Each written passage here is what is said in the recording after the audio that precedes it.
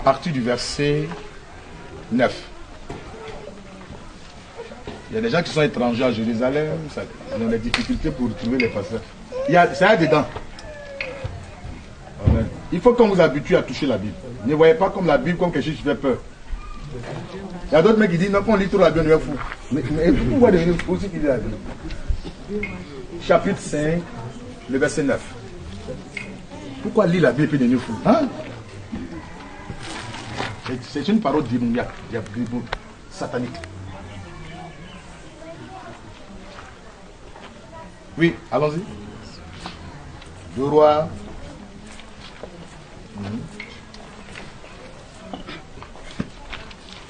2 Rois 5, chapitre 5. Non, 2 Rois 5, chapitre 5, le verset 9. Verset 9. Okay. Naaman vint avec ses chevaux. Naaman, c'est ça? Naaman vint avec ses chevaux. Vient avec ses chevaux. Et son char. Et son char. Et il s'arrêta à la porte de la maison d'Élysée. Il s'arrêta à la porte de la maison d'Élysée. Élysée lui fit dire par un messager. Élysée lui fit dire par un messager. Va et lave-toi 7 fois dans le Jourdain. Lave-toi 7 fois dans le Jourdain.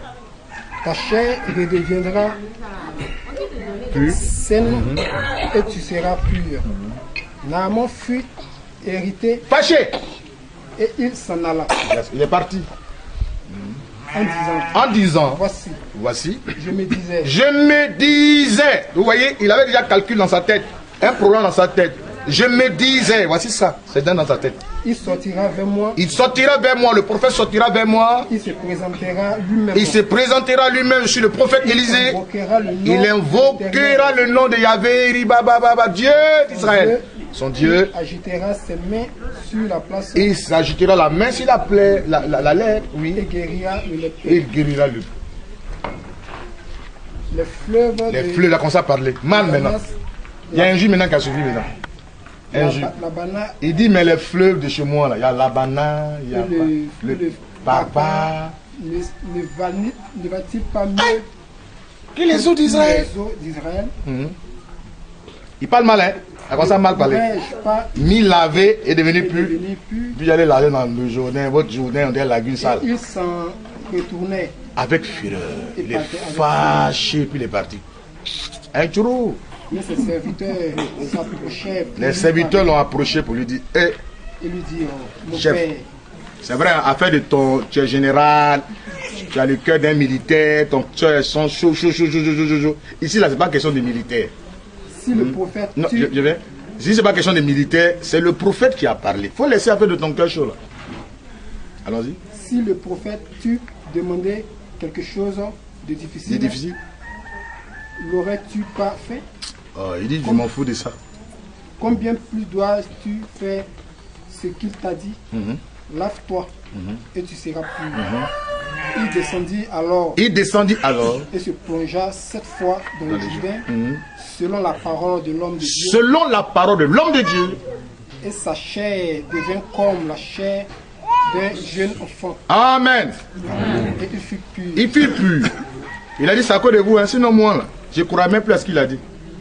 Là, il s'est foutu de moi. Mais si je ne vous écoute pas, vous allez dire que je suis têtu, un chef qui est rebelle, n'écoute pas les gens. C'est pour ça qu'il a dit, selon la parole de l'homme de Dieu, il est descendu et sa chair fait pur. J'explique. Regardez un monsieur qui n'a rien à voir avec Israël, qui n'a rien à voir avec le Dieu d'Israël. C'est un Syrien. Dans la loi de Dieu, c'est la loi, ils sont païens. Ils sont déclarés comme les païens. Et les Juifs ne jouaient pas avec ça. Quand tu es païen, il est difficile par moment de communiquer avec toi. Donc c'est des gens qui étaient très loin de la présence de Dieu, qui ne connaissaient pas le Dieu. Mais quand on regardait, selon l'histoire, dans la maison de cet homme, il trouvait une femme, une jeune fille juive qui était comme servante. Et ce monsieur qu'on appelle Naaman était le chef d'état-major, c'est-à-dire le général de l'armée syrienne en ce temps. Le monsieur était frappé d'une lèpre, la maladie qu'on appelle lèpre.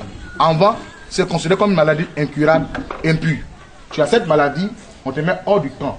Tu ne peux plus communiquer avec quelqu'un, parler avec quelqu'un. Non. Et ce monsieur, il a commencé à avoir la lèpre.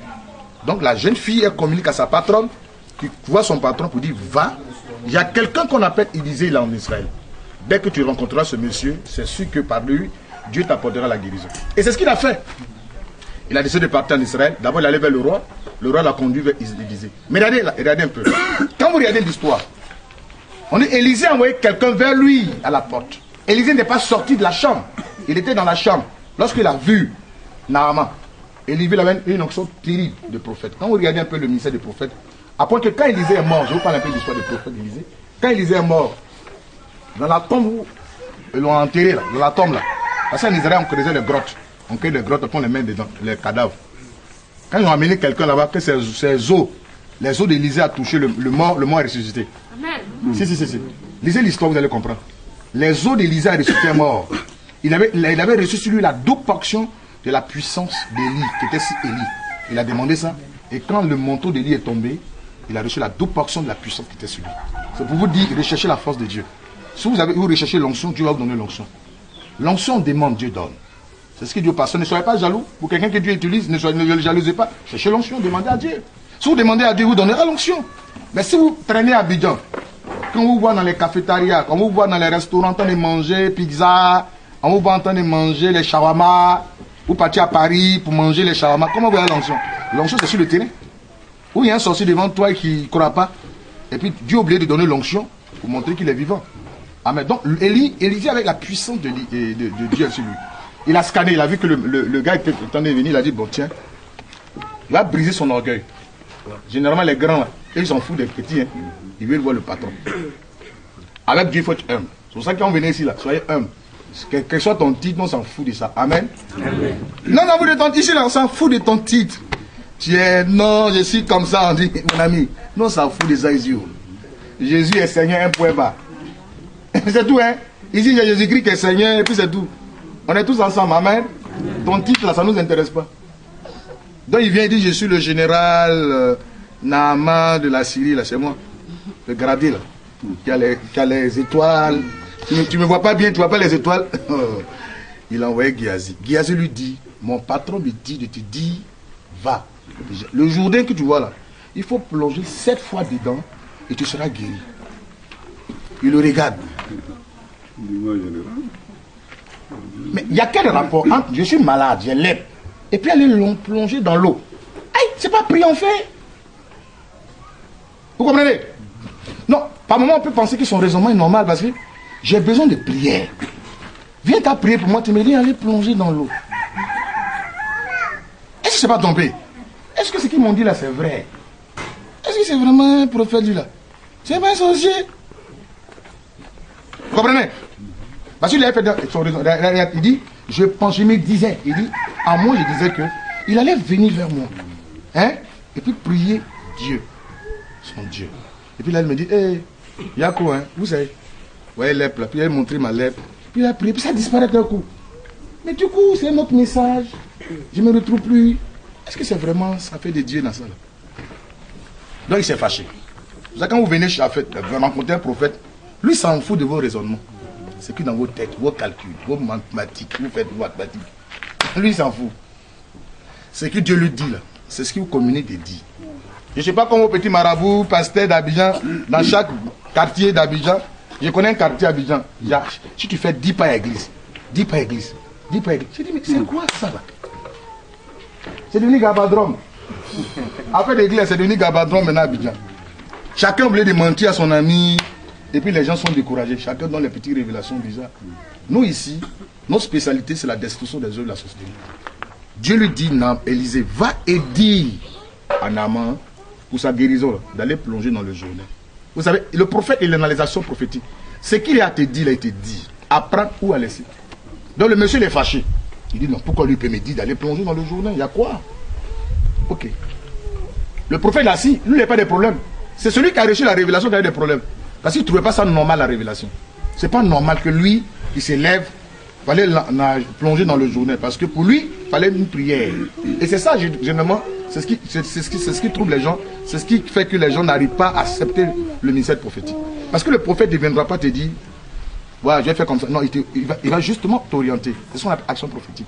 Va faire telle chose pour être ta guérison. Donc le monsieur est fâché. C'est pendant qu'il tente de partir, les gens disent non. Essaye de faire, puisque c'est la parole du prophète. Essaye. Effectivement, qu'il a plongé dans le Jourdain, il a été purifié de sa lèpre. Amen. Amen. Amen. Amen. Oui, non, le prophète venant te dire, voici ce qu'il a fait. Dans vos histoires, de dire non, il va prier pour moi, je sais que s'il a mis sa main sur ma tête. Il y a souvent des gens qui viennent dire, oh, laissez tout ça. Moi, si je vois le prophète seulement là, j'ai fini. C'est déjà dangereux. Amen. Pourquoi? Parce que ici, qu'est-ce que nous voulons vous enseigner? Que ce n'est pas l'homme que vous êtes venu chercher. C'est vrai qu'au travers du prophète, Dieu se manifeste, certes. Que ça soit X ou Y, Dieu peut l'utiliser. Amen. Mais le prophète aussi ne venait pas aussi faire comme toi tu penses. Moi, je peux sortir de ma chambre et puis Dieu me dit non. Je peux. Et quand je suis dans la chambre, c'est un combat. J'ai la liste de tous ceux qui sont venus pour la réception. Et je vous dis en même temps, quand vous venez à la réception comme ça, vos démons viennent à vous. Non, ils vous suivent. Ah, donc c'est là-bas que tu as délivré. Ils vous suivent. Donc c'est un combat. C'est qu'on finit. Mais non, j'ai ça. Et tant qu'on n'a pas fini de gérer ça sur le plan spirituel, il sera difficile de régler ça. C'est pour ça que par moi, il y a des gens qui viennent, ils font 2 tours, 3 tours. Le 4e tour, 3e tour, on les prend. Parce que ce n'est pas une question de venir. Ici, là, on n'est pas venu pour plaisanter. Donc, on ne peut pas plaisanter avec vous. Il faut que ça soit dans la vérité. Même ça doit faire du temps, mais tant que Dieu ne nous a pas donné des éléments qu'il faut pour t'aider, mon cher, nous serons toujours en train de prier pour toi. Ben, le jour où on se présente toi pour dire Dieu m'a dit ce qu'il m'a vraiment dit. Comprenez? Si on dit Dieu m'a dit ce qu'il m'a dit. C'est pas ici pour vous faire plaisir. Vous n'êtes pas venu ici pour qu'on vous fasse plaisir. Non, comme il est venu, il a trop duré. C'est pas une question de la trop duré. C'est une question de il est venu chercher la foi de Dieu. Mais qu'est-ce que Dieu dit par rapport à son sujet? Pas parce que Dieu est contre toi, parce qu'il ne parle pas. Non. Mais j'ai un temps, vous savez, Dieu est dans le silence. Pas parce que le silence de Dieu est synonyme de non-exaucement. Non. Le silence de Dieu veut dire qu'il est en train de régler certaines choses. Et les bonnes choses, par moment, ça peut peut-être durer. Mais Dieu, il s'en fout du temps. Vous savez, le temps n'existe pas chez Dieu. Chez Dieu, là, le temps n'existe pas. Amen. Est-ce qu'on m'a bien saisi? Donc, avec Dieu, avec le ministère des prophètes, il faut beaucoup passer. Il ne fait pas comme les pasteurs. Il ne fait pas. Moi, dès que je sors, je vois ton visage, je sais de quoi tu souffres. Je vois ton visage, je connais ton problème. Je vois ton visage. Mais la manière de régler, là, c'est ça que je dois avoir comme élément pour te partager la révélation. Sinon, ça fait quoi de dire non, toi, il y a quelqu'un comme ça, il y a telle personne comme ça. Non, mais c'est un mensonge. Si je suis dans le flux et moi, c'est pas bon pour moi. Parce que là où je suis, là, je suis obligé dans le vrai pour ne pas que les sorciers me terrassent. Parce que notre domaine, là, si tu t'amusais ça, les petits enfants vont t'attacher tout de suite. Pendant que tu mets si ab. Tu vas crier, ben, ah, le prophète là-haut là, ben. Ils vont te regarder. C'est un moment ici, hein. On se regarde là, chacun garde son ami. Comme moi, il y a Jésus-Christ. Oui, il me guette chaque jour que Dieu fait. Et il me guette. Comment faire pour me foudroyer, m'humilier? Mais ils sont toujours terrassés. Et c'est ça que vous avez besoin de prier pour nous. Parce que ce n'est pas une question de il va venir prier pour toi. Mais les démons, nous là, ce qui nous intéresse là, qu'est-ce qui met blocage à ton problème? Quel est le sorcier qui t'empêche d'avancer? Nous, c'est ce qu'on recherche dans tout ça. Si on a retrouvé, mais non, c'est fini, on te règle. Le problème n'est rien réglé. C'est ça. Et généralement, ça met du temps pour terrasser les gens. Il faut les terrasser sur le plan spirituel pour affronter la personne. C'est pour vous dire, les démons vous suivent ici. Ils vous suivent ici. Et c'est un combat et un combat et un combat et un combat. C'est pour ça que pendant que vous êtes à la réception, vous devez prier aussi. Vous devez prier pour que Dieu révèle-toi à moi. Dieu révèle-toi à moi. Et comme ça là, votre prière fera que Dieu nous apportera véritablement la révélation. Dieu soutient-moi dans le combat. Et c'est pour ça que vous devez prier. Vous venez ici là, vous devez être en prière, en esprit de prière. Si vous êtes venu ici là, c'est que vous avez laissé tout ça pour chercher véritablement Dieu. Ce n'est pas du maraboutage, ni de fétichisme. Mais vous savez, ta foi aussi est importante. En matière du christianisme, la foi est importante. Ta foi. Dieu ne fera que exaucer ta foi. C'est ta foi, Dieu va répondre. Donc il faut avoir foi en ça. Amen. Allons-y dans la parole de Dieu. Alors, l'évangile de Jean, le chapitre 9. Nous allons écouter la parole de Dieu.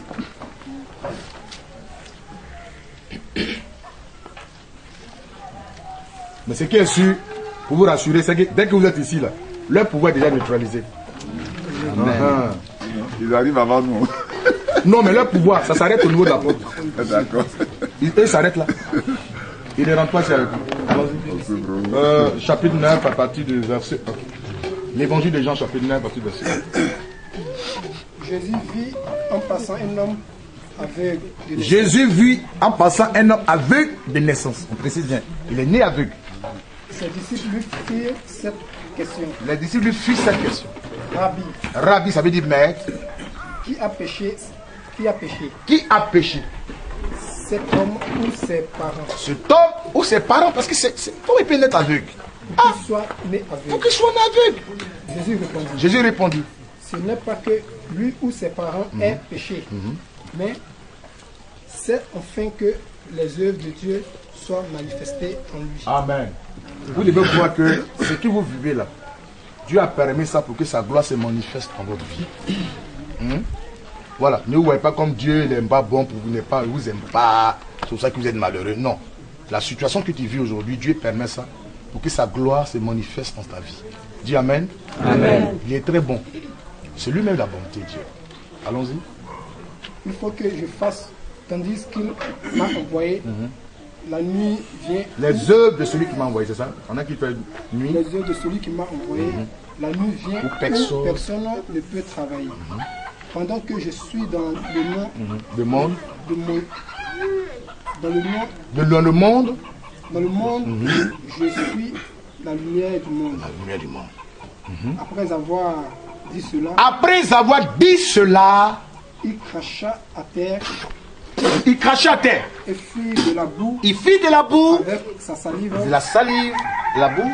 Puis, nos Français, ils voient, qu'on appelle ça, potopoto, chez nous c'est potopoto. Puis il appliqua cette boue-là sur les yeux de l'aveugle. Jésus, hein, il a appliqué sur les yeux de l'aveugle. Et lui dit, l'aveugle là, va. Et lave-toi. Au réservoir. Au réservoir des Siloué. C'est comme quitter ici. Didoku. Un aveugle. Ouais, ça dit quoi? Il est aveugle. Il vient encore aggraver sa situation en prenant la boue. Hein? Et puis encore il met dans ses yeux. Si c'est un médecin, il va dire, mais toi, Jésus, je ne savais pas que tu étais sorcier. Au lieu d'aider le monsieur, tu le détruis. Il met la boue. Et puis lui dit, va d'ici à Didioku. Marche. Il avait une guéri pas. Oui, allons-y. Il alla se laver et... Il s'est lavé la dent les yeux. Quand il s'est retourné, clair. Il a commencé à voir. Amen. Amen. J'explique. Pourquoi Jésus fait ça? Quand vous lisez la Bible, ça vous paraît pas bizarre? Je vous explique. Jésus là, il guérit pas, hein? Mais c'est lui la guérison. Ça veut dire quoi? C'est lui-même qu'on appelle guérison, c'est Jésus. C'est étrange pour vous? Est-ce qu'on m'a bien compris? C'est bien saisi? Ça dit Jésus même, c'est lui la guérison. Il est la guérison. Ésaïe, verset 150, Ésaïe 53, c'est par ses maîtres aussi que nous sommes guéris. Amen. Ils l'ont cloué à la croix, blessé pour notre guérison. Comprenez très bien? Et regardez, quand vous regardez l'évangile, il y avait une femme qu'on appelle, elle perdait le sang. C'est pas ça? Qui connaît ça? Vous connaissez tous cette histoire? Vous savez, quand avec Dieu, c'est une question de révélation. Si tu ne marches pas avec Dieu avec révélation, tu es un perdant. Avec Dieu, il faut savoir qui il est. C'est pour ça qu'il y a des gens qui marchent avec Jésus, mais ils ne savent pas qui est Jésus. C'est pour ça qu'ils devant une situation, ils paniquent. Ils ne savent pas que Jésus au quotidien, j'ai chaque jour avec eux. Donc devant une situation, ils paniquent. Eh bien, Dieu m'abandonne. Non! Quand vous lisez Isaïe 43, il dit, même si tu traverses les eaux, elles ne te submergeront pas. Même si tu marches dans le feu, il ne te brûlera pas. Donc, ça dit, il n'y a pas une situation. Quand tu vis une situation, tu penses que Dieu t'a lâché. Non. Toute situation qui t'arrive, vois ça comme un miracle déguisé. Amen. Dieu, c'est comme ça. Il faut le connaître. Il faut savoir qu'il est dans ta vie. Il y a des gens, pour dormir, ils prennent les enfants, aller dormir avec eux. Un bébé de 2 ans, là, tu fais quoi? Comme c'est un bébé, là, au moins, il est dans la chambre. Mais ils ne savent pas que Jésus-Christ, il est plus que le bébé. Amen. Moi, je suis dans ma chambre, c'est que Jésus. D'autres me posent la question. Est-ce que tu dors? Est-ce que tu... Il dit, mais si, il est dans ma vie. S'il n'était pas dans ma vie, il n'aurait pas dormi. Mais il est tellement dans ma vie que je dors. Je ne dormais plus que vous. Amen. Amen. Si Jésus-Christ n'était pas ma vie aujourd'hui, c'était un homme fou. Parce que ce que je vois, les esprits que je vois, si vous voyez ça, vous allez nous fou. Les choses qui peuvent vous rendre fou. Tu vois un esprit, toi-même tu te demandes, mais pourquoi Dieu t'ouvre les yeux pour voir ça? Je peux lutter toute une nuit. Et puis souvent, ça peut te chapitre. Fait que quand tu vois quelqu'un même, tu es énervé. Parce que tu as lutté toute la nuit. Moi, mon travail là, je vous assure, c'est pas comme les autres travails.